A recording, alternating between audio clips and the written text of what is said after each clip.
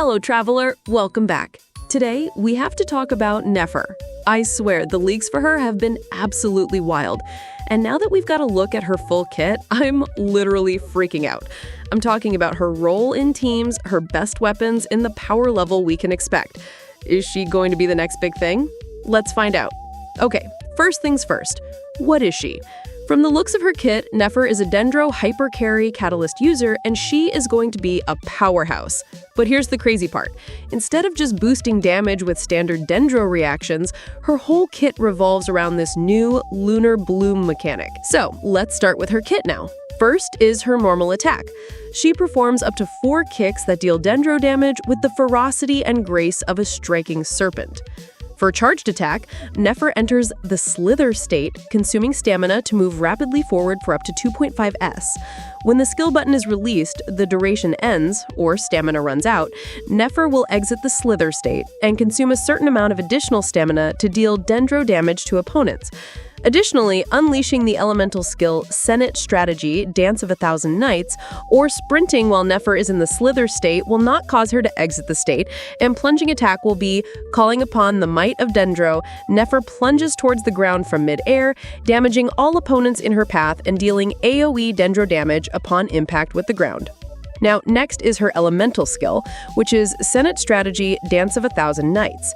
This dance that dissolved dynasties, as chilling as a winter's night on the great sea of sand, yet lingering with the tenderness of moonlit gauze, Nefer charges forward, dealing AoE Dendro damage and entering the Shadow Dance state.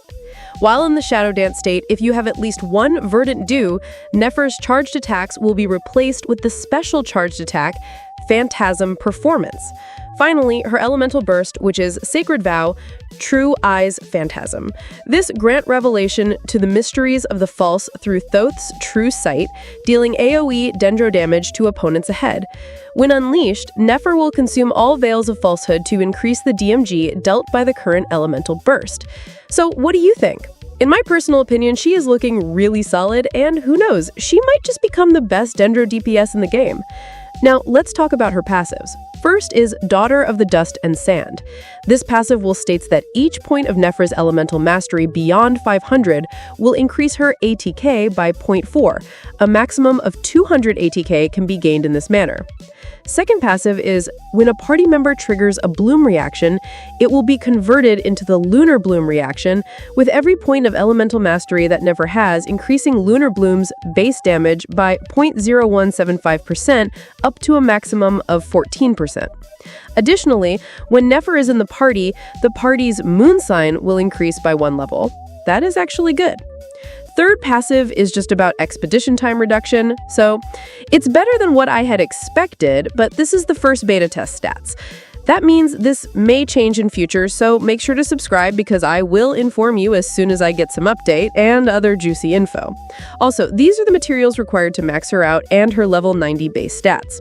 Now, let's talk about her signature weapon, which is known as Reliquary of Truth. It has 542 as base attack and 88.2% crit damage at level 90. So as you can see, it's loaded with crit damage, which is a good thing.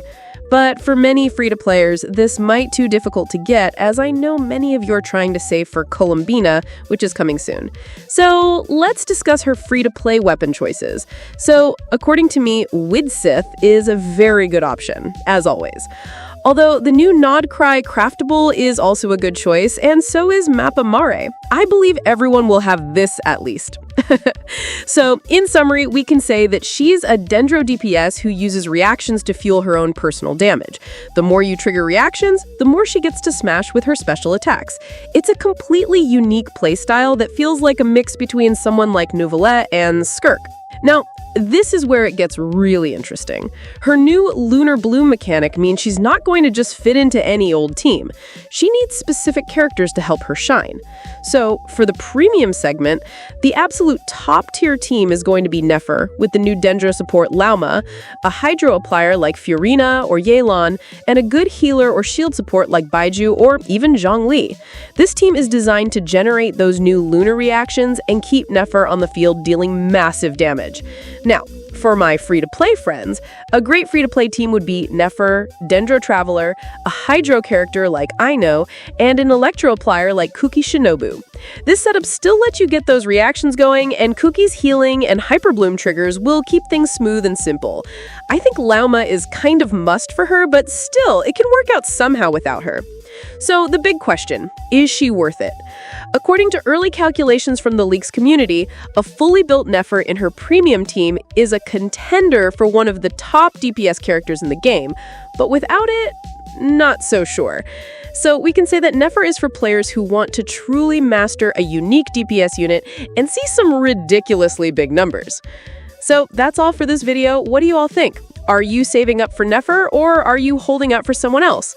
Let me know in the comments below. Make sure to leave a like and subscribe to catch all the important details. Till then, take care, and I'll see you soon. Bye!